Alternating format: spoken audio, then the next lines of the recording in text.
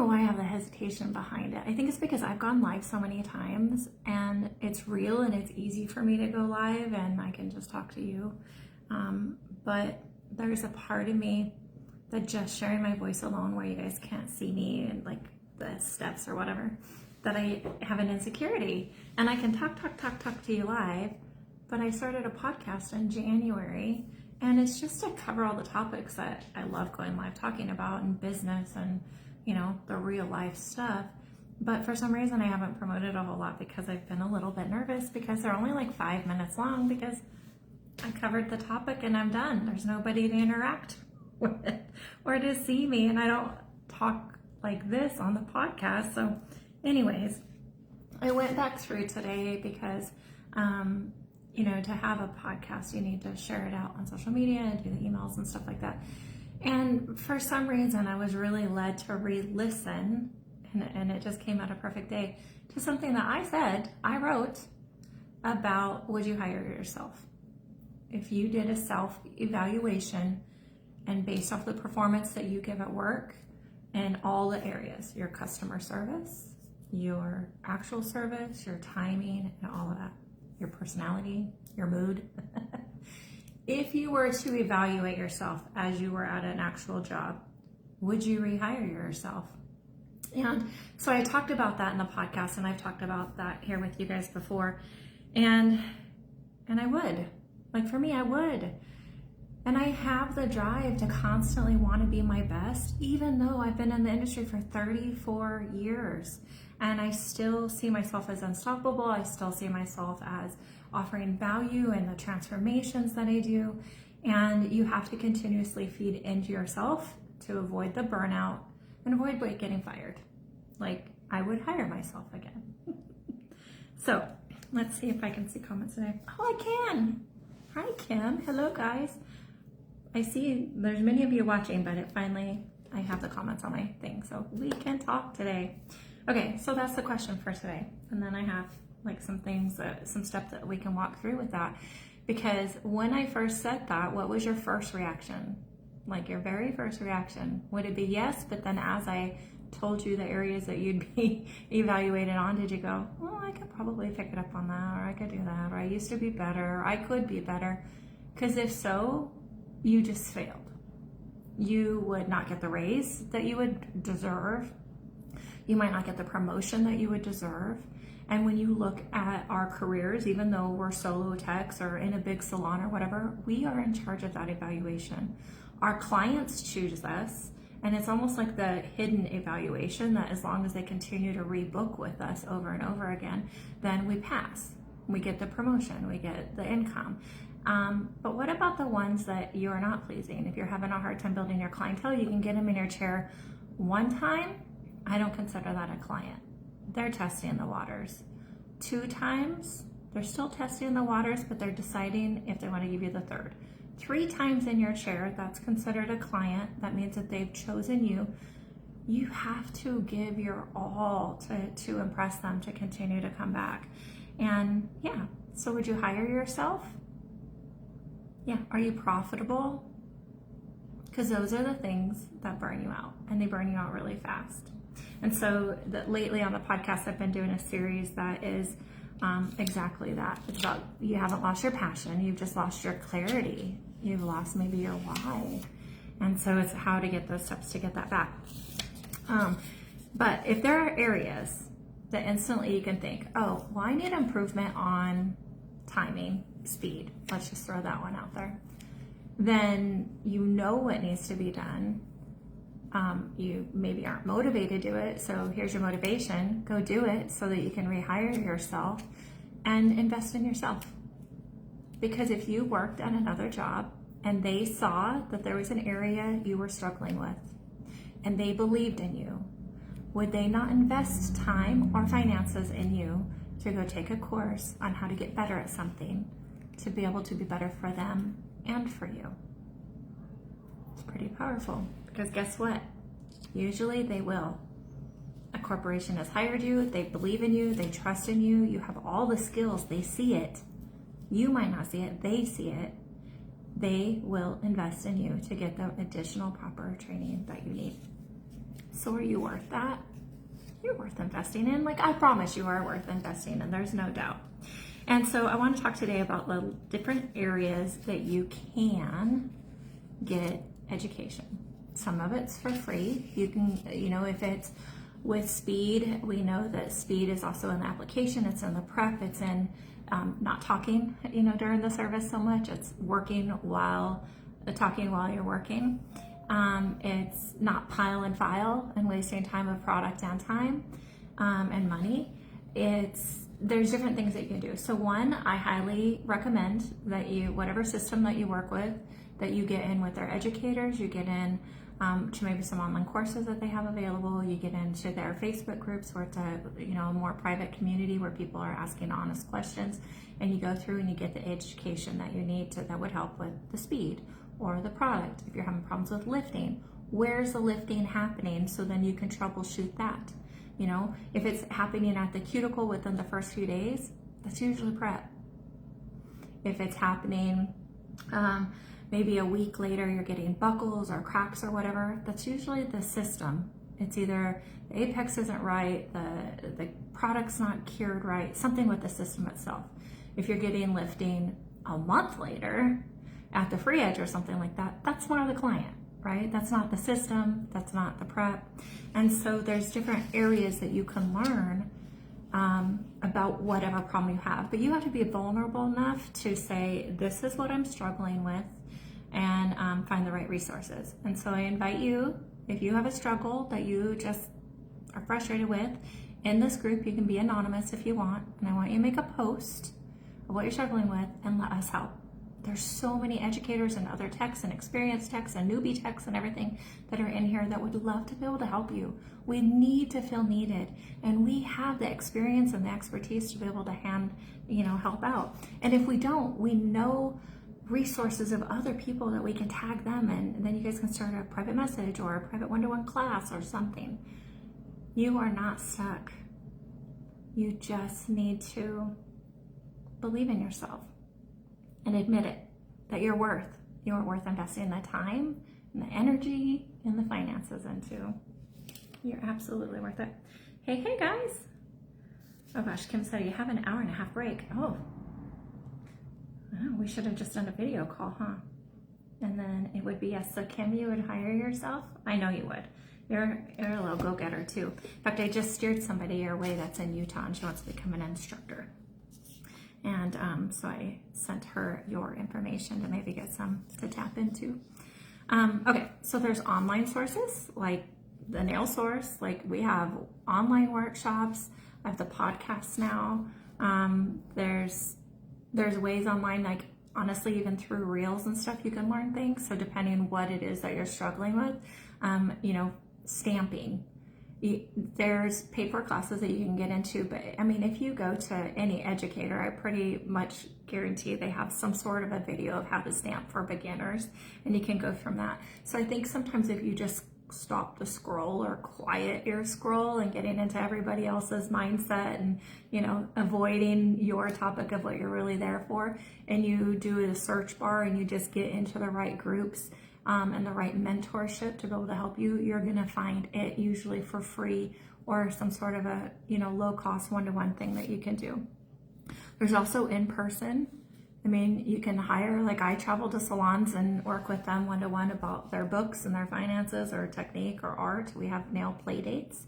And so you could host a nail play date where everybody just brings their own products, and you sit around and each person, like maybe there's a theme of watercolor, and everybody brings all of their stuff, and whether it's a newbie or an advanced one, everybody comes to the table with something to share of what they learned about that process, what brushes they like, what inks they like, what bases they like, how to do it on a matte rather than a gloss. I mean, there's lots of things that as a collaboration you can do, and I really feel that it is a collaboration over the competitive side. Like, I would choose that any day, of being able to team up with somebody and learn from each other rather than look at them as my competition and just shut it down. Like, that's not what our industry was built on. There's also things like nail camp. Actually, I have their thing here. You can pay to go somewhere that gets you out of your environment and with a whole bunch of like-minded ladies or men, techs, and we grow together, and it's pure motivation. I mean, we pour into you. And so there's lots of ways that you can get education online, in person, at trade shows, and all of that. I like nail camp, and the reason why is I taught at trade shows for many years, and I started getting anxiety. I'd get anxiety of the travel, the days that we would be there. I mean, from setup to takedown, so busy, and just the noise and the constant teaching, but never like getting to know the other techs, getting to know the people that I'm working with. It was all a focused teaching you a technique. I'd come home exhausted. I've been to nail camp, and it's a different level. It's 4 days with the same people and eating meals, teaching, all of that. The structure is there. Jessica's created just such a great platform for this. But it's more in my comfort level. Now I still get the anxiety of, like, Becky and I are the keynote speakers again this year, so getting up there and speaking and sharing that, but it's also on a more comfort level. It's less judgment and definitely more community, and that part of it is my favorite. So yeah, on this it says meet the educators. There's, I don't know how many of us on there, but I mean, there's my face on there. Oh, Tiffany, I mean, we know all these people, right? We've all learned from them online and connected with them in person. And so yeah, there's a lineup of speakers, 50 nail classes, nail art, gel, acrylic, pedicure, e-file, sculptured nails, tip extensions, social media, business, and more. I mean, in each one of these classes, you're gonna learn timing, you're gonna learn how to price it, you're gonna learn the proper way to apply it, the technique. What I like about shows and camps is that you get to go around to all the different booths, and you can actually play with the products, look at it, smell it, learn about how to use it properly from the company. And I think that that's the benefit of those, rather than just scrolling online.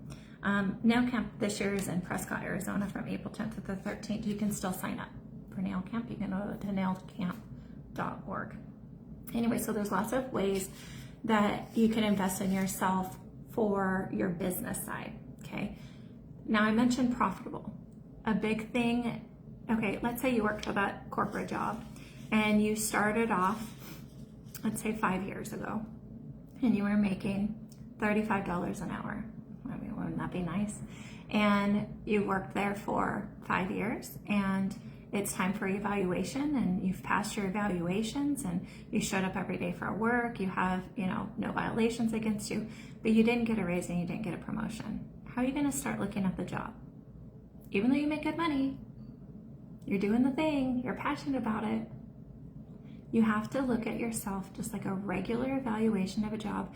If it's been 5 years, do you not expect that you should have at least $1 an hour per raise? Or raise $1 per hour? Exactly. So why would you be in the industry for 5 years and never raise your prices even $1? I know that hits hard, huh? Because when you're a business owner, it's not just about the service. It's about covering your overhead and your bills and all of that. I rebranded Keeping Profits in Your Pockets. It's now called the Nail Tech Profit Reset. And it goes over all of this and more. It's about how to know your costs, not so that you're just guessing. And we go through your numbers, and then have the cheat sheet so that you can figure out what your service costs are, so that you can figure out what you're actually making per hour and if you deserve the raise or not. But for instance, I just wrote this out quickly, and I hadn't thought about it all the way, but right now it makes sense.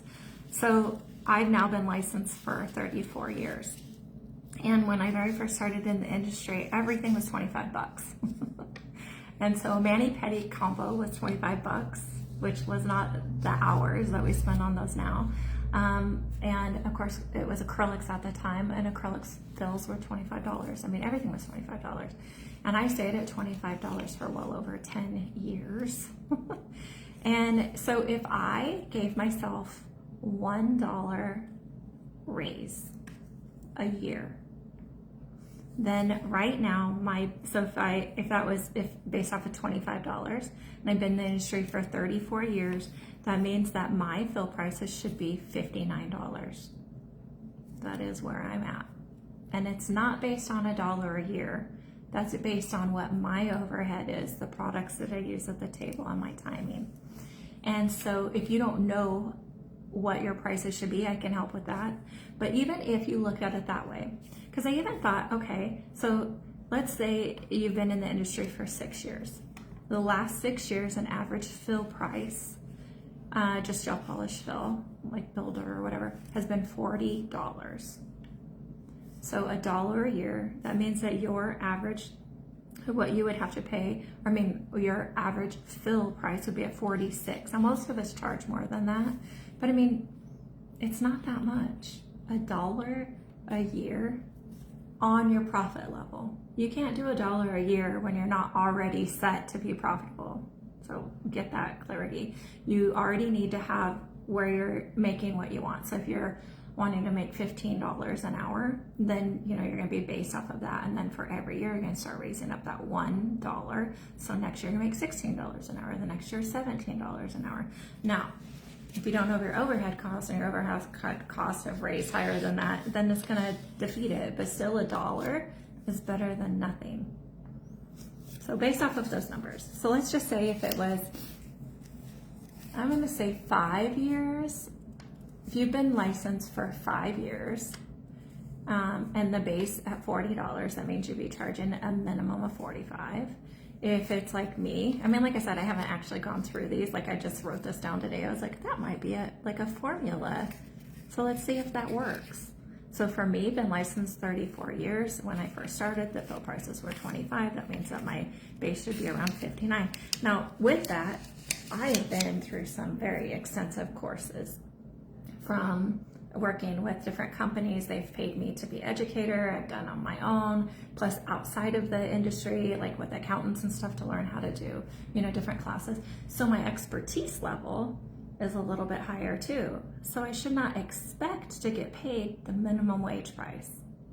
I hate that the saying of charge what you're worth, because I feel like we're worth so much more, especially with employment that we've given our all. So on that one, am I going to charge her more because I've given her more of what I'm worth? But another person that I was like, I didn't really listen to them and stuff like that, am I going to charge them less because I gave them less? That's not how our industry is. But when you self-evaluate yourself and say, am I giving my best service? Am I maintaining myself, my mindset, my body, my business, my environment? Am I keeping up with different things in there to make this space not only cozy for me, but inviting for other people? Am I maintaining everything in my life to be worth that? Because I learned that there's self-maintenance, right?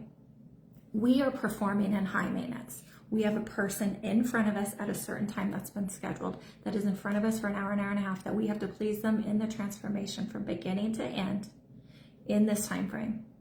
And if we're not properly maintenance and we have our systems down packed and we have our timing down packed and everything like that, then we look ourselves as a failure. We start the self-sabotage. Well, I'm not good enough, and I did this, I did that. But once you invest in yourself and you set those systems properly, your confidence can come through to where you're like, I'm worth this.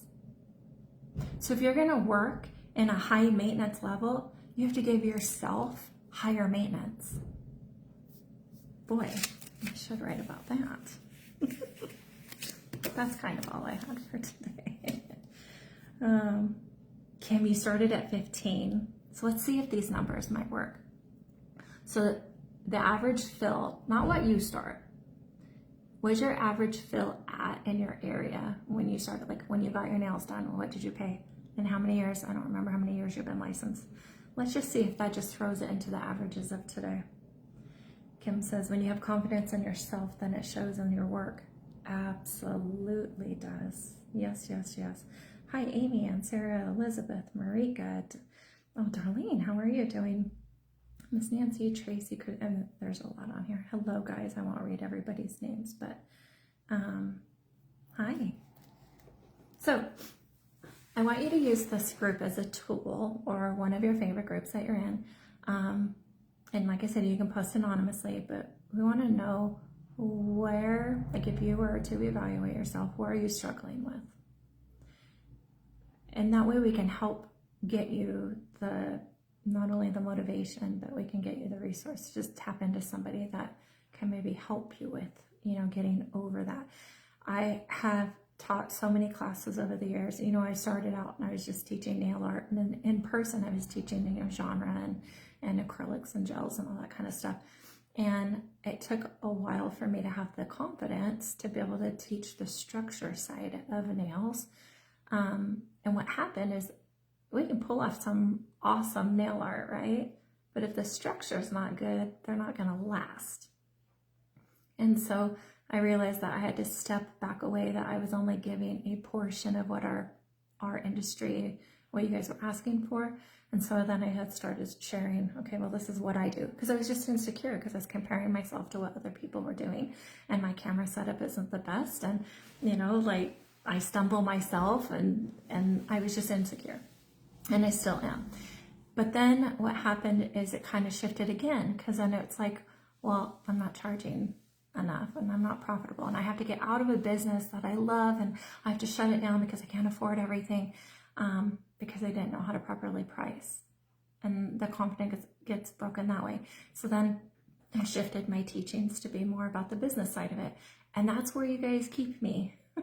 You guys keep me in the business side of it, and I love it. I'm not complaining, but today I had time and I was like, oh, I should do some nail art videos. And then I started the doom scroll of like, oh, well, what should I teach? And well, what's coming up? And well, there's a lot of questions about people's chrome. I'm like, I've done videos on chrome. I've done videos on stamping. And then I started thinking, I was like, I need to go back to the mindset that it's okay to tell clients no. I'm not good at that.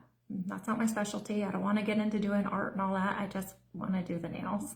And it's okay to do that, but also to be able to come on and, help with that. So yeah, you guys, it's interesting to see when I've listened to what people ask me about. It's interesting to see where it's pivoted me in the educational side of it, of where I fit. And of course I love doing nail art, but I think we need to know the business side of it first before we get to do the play. Yes. So Kim, 22 years. Oh, it was 30 at that time. So is your base $52? I bet you charge more than that. And Utah has a higher, it seems like you guys charge a lot more than that. But Kim says you can't compare. Everyone has such different things that they are good at. Yes, yes. And I think those of us like just speaking for myself, I've been in the industry so long and I've had to pivot so many times that I was able to let things go. I haven't done pedicures in over 10 years. And I love doing pedicures, but that's not where my mindset was. I'm a little bit too hyper to give that relaxing spa pedicure. I want to talk, I want the interaction, I want the art.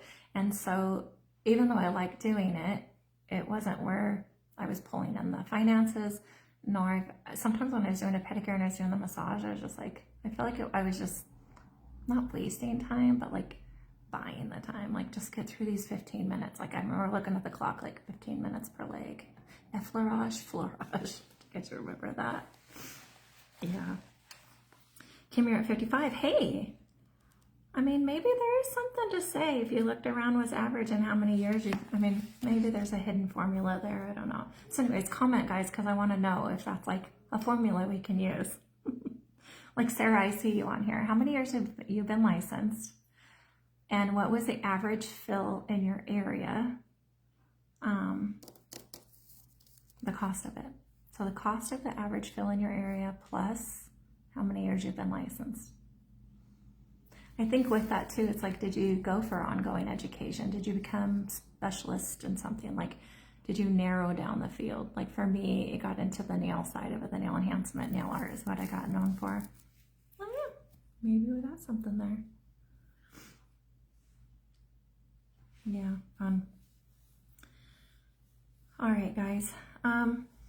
So Facebook, this is like in hindsight, why I started the podcast, because I really honestly had no intention of doing a podcast.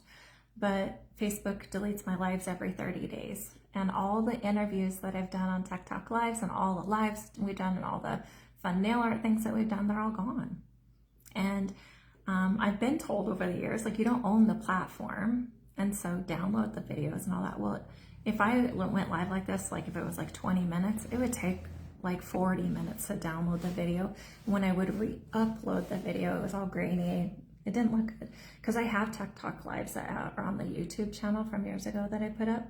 And I mean, they're worth listening to, but the quality is not there.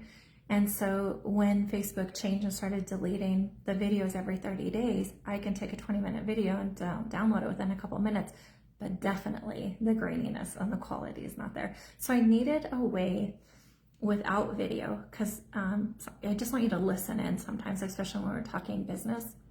I needed a way to, share what's in my head.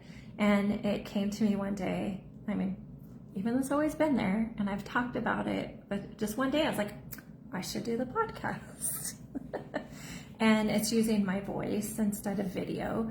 And and it's on multiple platforms. So, and it's mine. And so if for some reason Facebook decides to delete everything, I still have a platform out there. That was kind of hard. I almost cried when every day I get a message, these videos are being deleted, and I was like, no! I tried to download it, wasn't working, storage was full, all the things. So yeah, crazy. Okay, the average so in Utah right now, the average fill, I'm assuming that's without art, is around 55. In my area, because I just did what I call a Reebok walk, even though I think Reebok's still in business. I call it the stiletto walk. It's where you go into the other salons from low end to high end. I teach this in the Nail Tech Profit Reset, but you actually physically go in and you're there as a client. And whether you have an appointment or you're just there to grab their pricing and go, but you actually walk in and you're evaluating them. You're evaluating the scent. Did somebody greet you? You're evaluating the floor plan. You're evaluating it all and getting their prices. And then we have this comparison day where we go through and we see where we fit. Are we the high-end luxury? Are we the spa? Are we in the middle? Or through doing the Reebok walk, the stiletto walk, did we find that we're on the low end? And then, things to kind of look at in your pricing, and where do you want to be? Because maybe you haven't done the Reebok walk in a while and you see that everything is Botox and spas and chandeliers and all of that, because that's how it is in my area. And when I come back to my place, I'm like, oh, I'm not that. I'm more cozy. I'm a different environment. And it doesn't mean I have to charge less, but it just lets you know what you're comparing it to. Okay, when you walk in at some of these other places, they have a receptionist at the desk. Here you have me. It doesn't make it any less, it's just different, and that's how you can market yourself to be different. And so here in my area, doing the Reebok walk, we have 4 walk-in salons, and all 4 of them, their base prices are $50. And that does not include the cuticle work. Like I show you guys, and I have like a free simplifying nail prep course out, and I show you how I use my favorite 2 bits. So if you go to a walk-in place and they pull this bit out, it's an extra $10. So then that fills 60, and it's $5 per nail for artwork. Chrome, I don't remember if Chrome was an extra 5 or a 10. So this just happened. So I was sick and I was out for 6, 7, 9 weeks at the beginning of this year, and so some of my clients went to other places, some of them just waited, but one of them, short French manicure. So here with me, her base price is $50,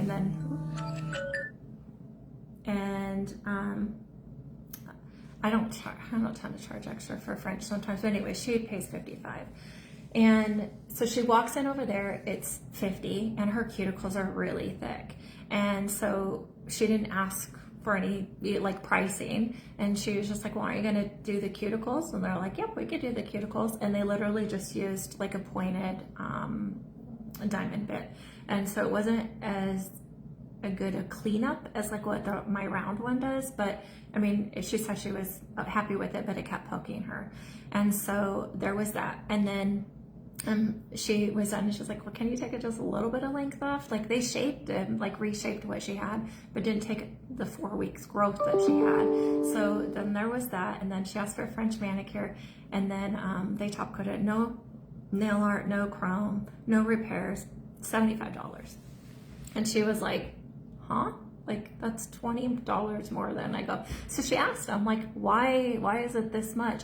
And it was the cuticle bit. They bring out the cuticle bit, that's $10. Then it was extra for the French, which I do admit I should probably charge extra for my French, but that's what it is. So then when I realized like, oh my gosh, I'm the cheap one in my area, and I'm the reliable one, and I'm the clean one, and I'm the one that listens. Yeah. Anyways, sometimes we need to do the Reebok walk and see where you are, how you fit. All right. Well, guys, good talking to you today. I'll let you go. Yes. So the next place I'll be, if you want to come see me, unless you want to come to my studio, is at Nail Camp in Arizona in April. I'm super excited. And right here. I'll talk to you soon. Have a good day.